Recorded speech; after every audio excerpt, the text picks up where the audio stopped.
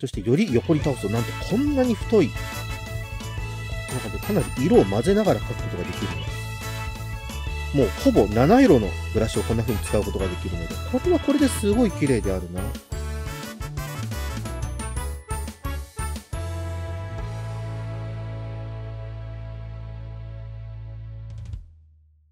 我は最果ての魔王ディープブリザードである。今回は先日アップデートされたクリップスタジオペイントバージョン 1.10.10 にて新たにたくさんの機能やブラシが追加された。それは非常に優秀かつユニークな機能を持っておるものたちなので、今回それらをフィーチャーした講座を取り行おうと思うのであるぞ。なんとなく使っただけでは使い道がわからなかったり、どう使えばいいのかがわからない、一癖あるブラシとも言えるので、ぜひこの動画を見て新たに追加された機能やブラシを使いこなせるようになってほしいので、最後まで見てもらえると嬉しいのであるぞ。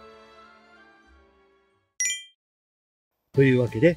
新しくアップデートされたクリップスタジオペイントを実際に使いながら、どのような点が新しくなったのか、そして使いやすくなったのかを実際に見ながら絵を描いていこうと思うのであるぞ。まずはクリップスタジオペイントがアップデートされているかどうかを確認しておこう。左上のメニューからクリップスタジオペイントについてというのをクリックすればバージョンが表示される。バージョンが 1.10.10 以降になっていれば、今回のアップデートの話を確認することができるのであるぞ。Windows 版、Mac 版は公式サイトからアップデートをダウンロード。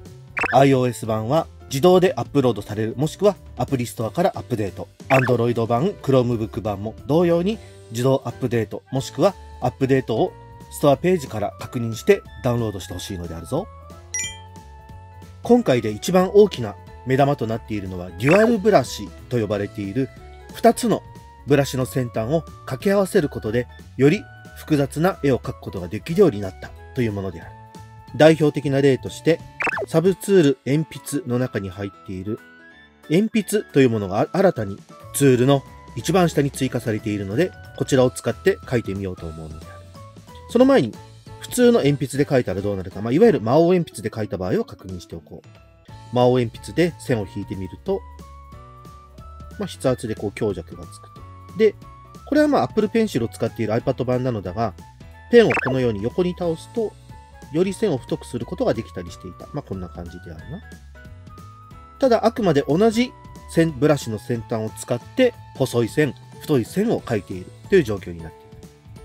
では、今回新たに追加されたデュアルブラシが設定されている鉛筆を使ってみよう。なので、よりデッサンとかリアルな鉛筆を横に倒した時と同じ挙動ができるようになっている。真横に倒すともうこんなに、ここまで広い範囲を塗れるっていうのはもう、本当にデッサンの鉛筆とかじゃないとやらないことなので、しかも、筆圧を弱く、鉛筆を横に倒しながら描くと、うっすらと色がついて、筆圧を強くすると、しっかりと濃い色がつくようになる。これもこれまでのブラシだったらできなかったことになったので、こんな感じでもう、太さと筆圧を同時に変更しながら描くことができるようになったのである。これは本当に素晴らしいなと思うであるな。そして SNS でも話題になっていた水彩ツールに追加されたウェット水彩である。こちらもかなり使い勝手が良くて、こんな感じでかなり色を混ぜながら描くことができるので、こんな風に濃淡が出ているのがわかると思うのだが、筆圧が弱い状態で描くと、こんな感じで水分の多い状態で絵を描いていることになって、で、ぐーっと筆圧を強くすると濃い色を描くことができると。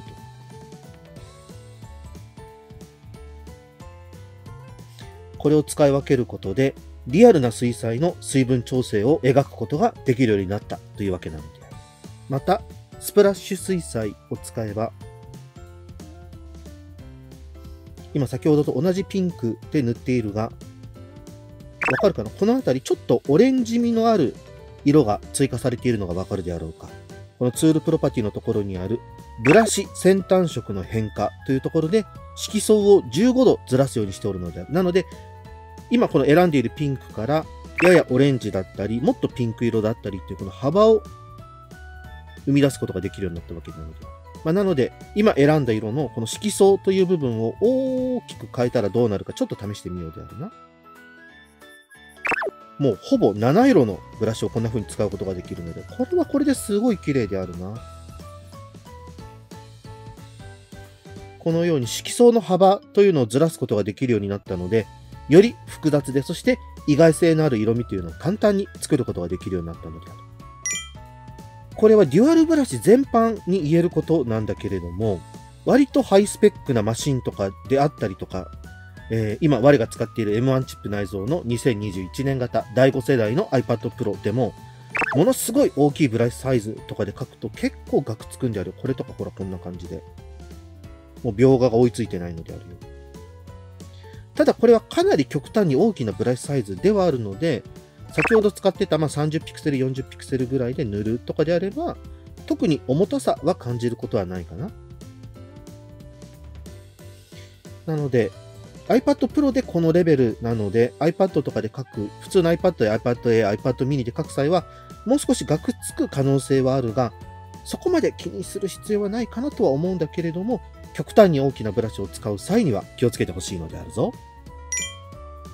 サブツールデコレーションに追加されている淡い光グリッターもおすすめなのである。淡い光も先ほどの色相の変化がついているので、こんな感じでふわふわっとこう、エフェクトの効いた滲みのある色味を簡単に作り出すことができるのである。グリッターもこれもデュアルブラシで2種類の色が重なった部分にはこんな風により光り輝くようなエフェクトになっているので、こうやって軽く置くのか、重ねながらこうやって置くのかというので表現を変えることができる。まさにこのキラキラのグリッター具合を自分で調整できるというのが面白いブラシと言えるであろう。あとはこの複色のジッパーブラシなんかは、読んで字のごとくこうやってジッパーを書くことができるのだが、こういう形のブラシであれば、これまで出ていたと思うんだけれども、これは解説を見てなるほどなと思ったのが、ここにデュアルブラシという項目があるので、これを外すと、こんな風にジッパーが片っぽだけになるのであるな。なので、例えばパーカーとかのジッパーを開けた部分で両方にジッパーの刃を書きたいときには、これをこうやって使って書けば、両方に開いているジッパーの刃を書くことができて、そしてデュアルブラシにしてしまえば、閉じているジッパーを書くことができると。これはなかなかのアイデアだなと。デュアルブラシというものの可能性っていうのは、こういう装飾をする際に非常に役に立つというか、一本のブラシで閉じたジッパー、開いたジッパーというのを簡単に描くことができるようになったというのは、かなりの革命だと思うので、我かなり今ちょっと興奮しておるんだけれども、こんな感じでデュアルブラシを使うことで、より複雑な絵を描くことができるというのが分かったであろうか。今回のアップデートで、ブラシ以外にもクリップスタジオの機能自体に様々な追加要素があるので、そちらも合わせて紹介していこうと思うのであるぞ。こうやって絵を描いているときに、パレットのこういう風に横幅が勝手に動いてしまったり、縦幅が勝手に変わってしまったり、時にはこうパレットがパッと外れてしまって元の場所に戻すのが大変だったりした経験、うぬらはないかの？やはりこう集中して絵を描いているときに、一番使いやすい形にパレットというのは置いてあるものなので、こういうところがずれてしまったり、移動してしまったり、使いたいパレットが消えてしまったとなると、作業効率はガクンと下がってしまう。そこで今回アップデートされたのが、ウィンドウのメニューから一番下にパレットドックというものが追加された。そしてそこにパレットドック幅を固定する。パレットドックの高さを固定する。パレットドックの配置を固定するというものが追加された。上からパレットドック幅を固定するを選択すると、ちょっとわかりづらいんだけれども、境界線にマウスカーソルを持っていっても左右に幅を広げる矢印が出てこなくなった。これでパレットドックのこの幅の位置を固定することができたのである。ただ、この状態だとこの高さというのはまだ変更することができるので、これも固定したい場合は、パレットドックからパレットドックの高さを固定するにチェックを入れよう。これでもうパレットドックの高さも変更できないようになった。そして、こんな風にパレットを外に切り離したり持ち出すことができるようになっているので、パレットの配置を固定するにチェックを入れると、これでもうパレットも取り外したり動かすことができなくなった。これで絵を描いていてもパレットが移動したり、パレットの高さや幅が勝手に変わってしまうということを防げるようになったので、お絵描きをより集中してできるようになったのであるぞ。他にもクリップスタジオ EX で追加されたオンラインでチームメンバーと協力して複数ページ作品を制作できるチーム制作機能というものが追加された。複数ページの作品を共有することで同じファイルを複数人で管理、制作進行ができるようになったのである。これがあればオンラインで漫画のアシスタントやイラストの制作サポートなど、今の時代だからこそそれぞれの家にいながら作業を進めるということがより容易になったのである。では次にこのデュアルブラシを使って実際にイラストを描いてみようと思うのであるぞ。ではこちらが新たに追加されたデュアルブラシ鉛筆を使って描いたイラストの線画である。やっぱり我鉛筆の線画といえば魔王鉛筆を使って描いている魔王なんではあるけれども、非常に描き心地が良かったかな。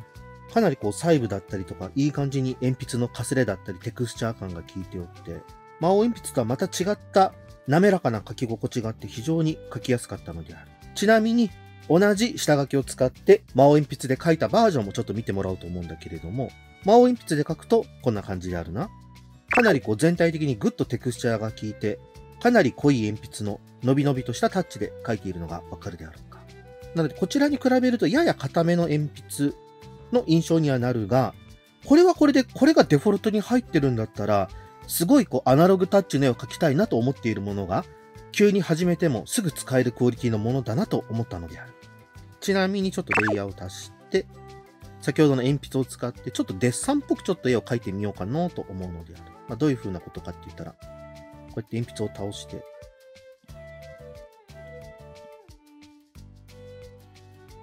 陰影を追加していこうと思うのである。ちょっとこうするだけでもそれっぽくなるんだけれども、ここで透明色を選択して、上からこうやって消すと、わかるかな？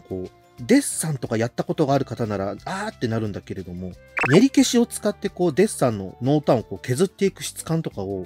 作り出すことができるのである。これただ黒く描くだけじゃなくて、こうやって削るからこそよりそれっぽい質感を出すことができるっていうのは面白いなと思っておって、質感を簡単に追加できるって割とすごいんであるよ。で、この傾ける大きさを変えることで、あとはその筆圧を変えることで濃度とブラシサイズを変えることができるので、すごい簡単に鉛筆っぽいタッチを追加することができるんであるよ。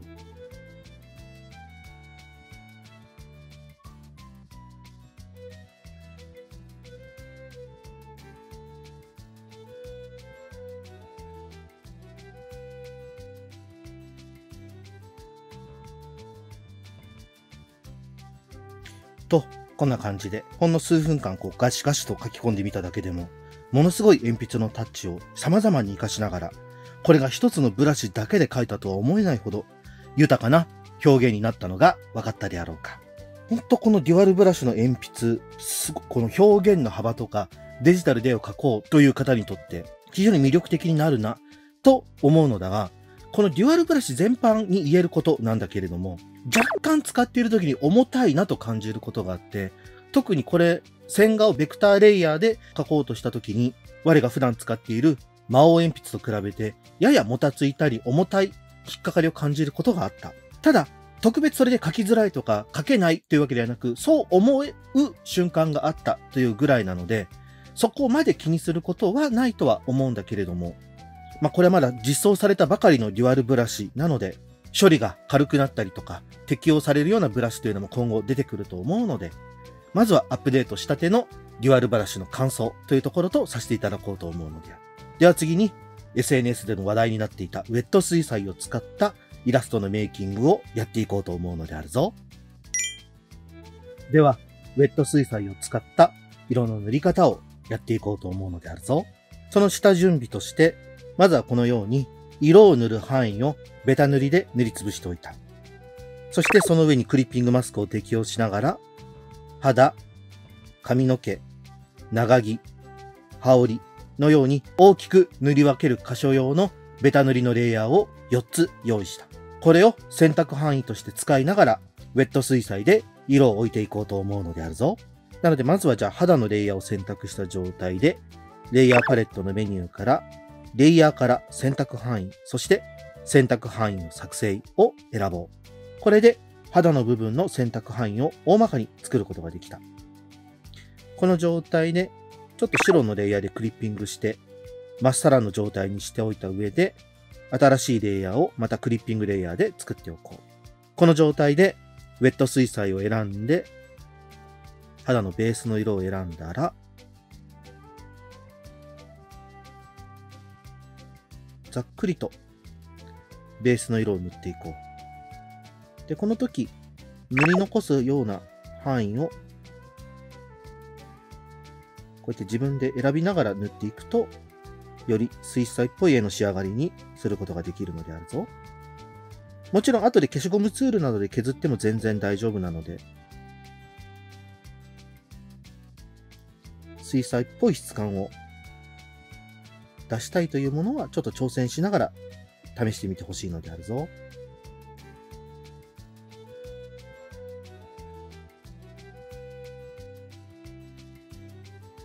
白く塗り残すというのが水彩っぽく見えるテクニックの一つなので覚えておくと良いであろう。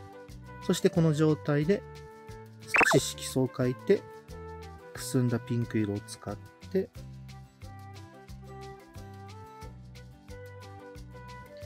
キャラクターの影の色を置いていこう。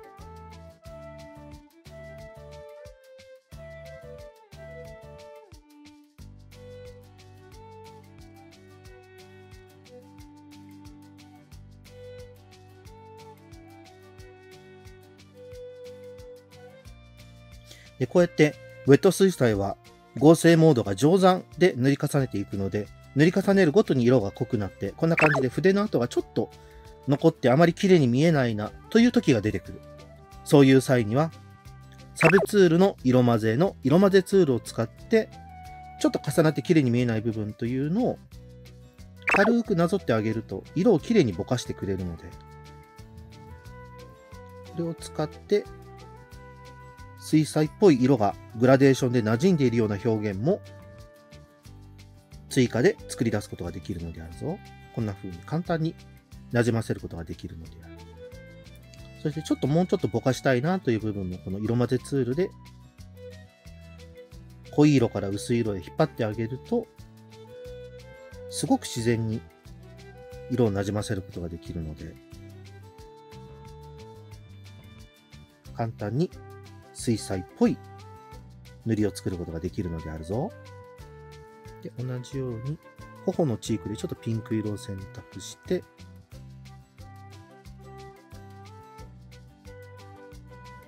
うやって置いてあげよう。置いた状態、このままだとグラデーションのぼかしがあまり効いていないので、色混ぜツールを使って色を伸ばしてあげよう。同じように。自然に色を混ぜることができた。こんな感じで他のパーツも同じように色を塗って塗り重ねていこう。で、その際に、今回この肌のレイヤーは肌のレイヤーで描いたので、次は髪の毛のレイヤーはまた別の新規レイヤーを作成した状態で、選択範囲を作って塗っていこうと思うのであるぞ。